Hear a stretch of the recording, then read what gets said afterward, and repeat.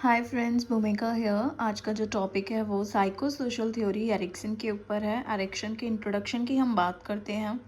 Eric Erikson एक German American psychologist थे। उन्होंने सिगमुंड फ्रॉयड के साइकोसेक्सुअल थ्योरी को एक्सपेंड करके एक साइको सोशल थ्योरी दी। ठीक है। उनके अकॉर्डिंग ह्यूमन पर्सनालिटी डेवलपमेंट पूरी life span birth to old age तक होता है।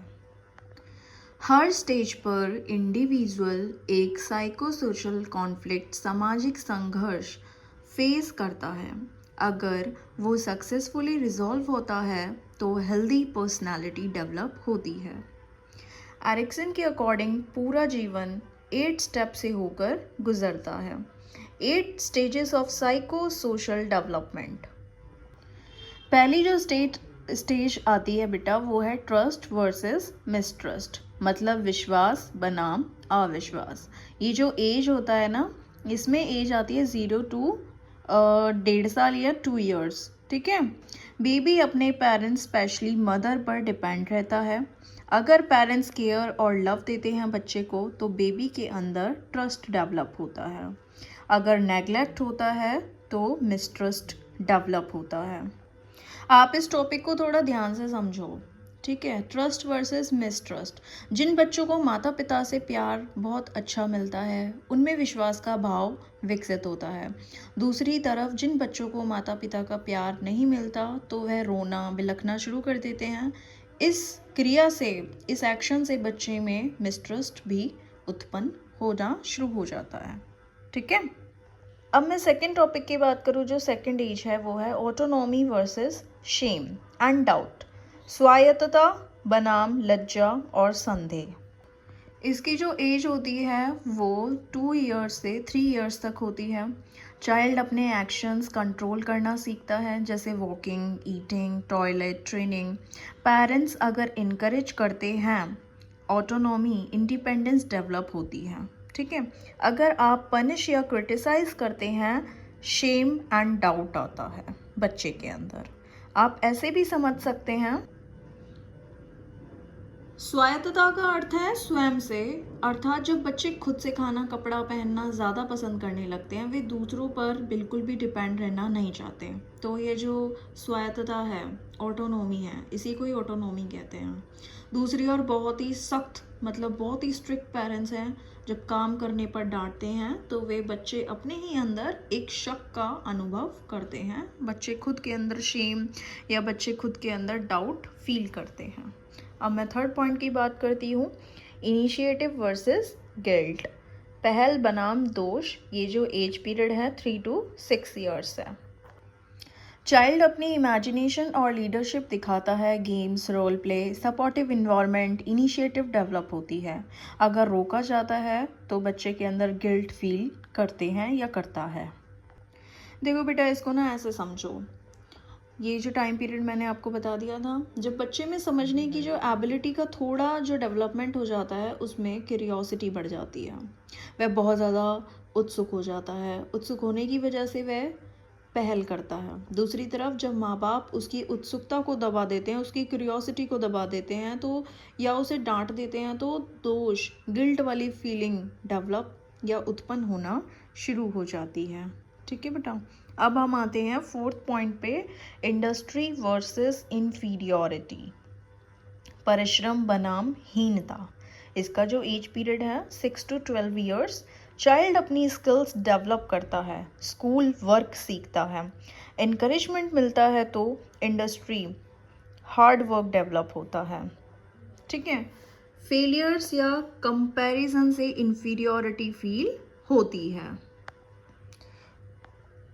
देखो बेटा, इस एज में क्या होता है, इस एज में बच्चा माँ बाप का हर काम करने की कोशिश करता है, अतः इसे परिश्रम कहते हैं, हार्ड वर्क कहते हैं। दूसरी तरफ अगर आपने बच्चे को कोई काम दिया और उस बच्चे की काम करने की जो एबिलिटी है वो कम है, तो वह उस काम को नहीं कर पाएगा, इसलिए उसमें हीनता आनी शुरू हो जाती है। ठीक है बेटा।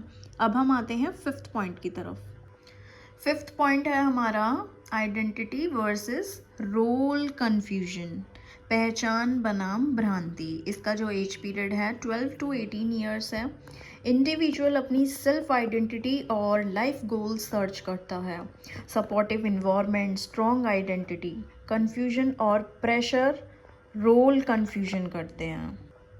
अब इसको थोड़ा ध्यान से समझेंगे। इस एज में बच्चों में अपनी पहचान बनाने की बहुत ज़्यादा क्यूरियोसिटी होती है। दूसरी तरफ जब बच्चे उद्देश्यपूर्ण काम नहीं करते तो उनके पास बहुत सारे रास्ते खुल जाते हैं। इसी को ही बोल देते हैं identity versus role confusion. Okay बेटा, अब हम चलते हैं नेक्स्ट टॉपिक की तरफ। इंटीमेसी वर्सेस आइसोलेशन, निकटता बनाम एकाकीपन। एज इसमें होती है 18 to 40 years. Individual close relationship बनाता है, फ्रेंडशिप, मैरिज। अगर सक्सेसफुल हुई तो इंटीमेसी क्लोजनेस डेवलप होती है, अगर फेल तो आइसोलेशन या लोनलीनेस आ जाता है।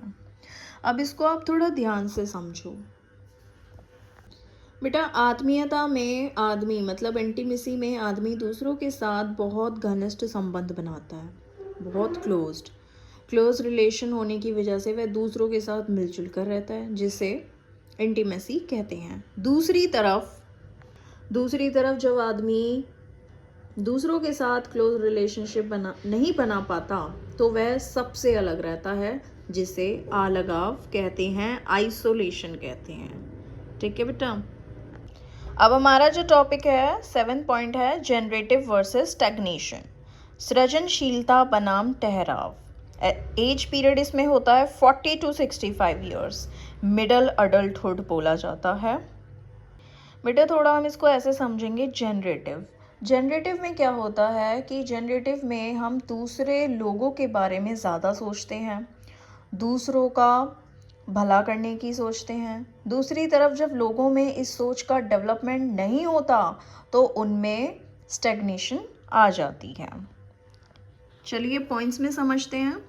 इंडिविजुअल नेक्स्ट जनरेशन के लिए कंट्रीब्यूट करता है, टीचिंग जैसे पेरेंटिंग हो गई।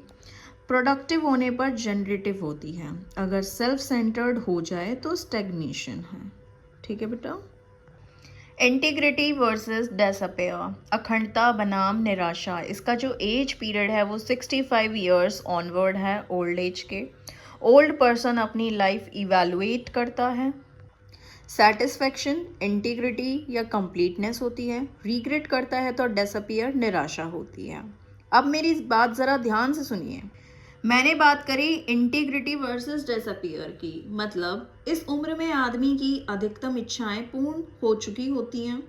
वह सब अपने भविष्य की बजाय अपने बीते दिनों को याद करता है।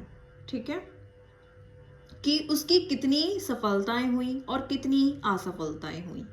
यदि उसकी सफलताएं ज़्यादा मिलती हैं तो उसे संपूर्णता कहते हैं, मतलब इंटीग्रिटी कहते हैं। अगर किसी ने ज़्यादा सफलताएं हासिल नहीं की है तो उसे उसमें निराशा आ जाती है, इसको डिसअपियर कहते हैं। ठीक है बेटा। जो 8 स्टेजेस हैं वो हैं infancy, early childhood, pre school, school age, adolescence, young adult, middle adulthood, old age. इसके मैं मेन फीचर्स की अगर बात करती हूँ, एरिक्सन के according development life long process है। हर स्टेज एक सोशल कॉन्फ्लिक्ट के अराउंड सेंटर्ड होती है। Successful resolution positive personality traits होते हैं। फेलियर होते हैं तो साइकोलॉजिकल प्रॉब्लम्स होती हैं।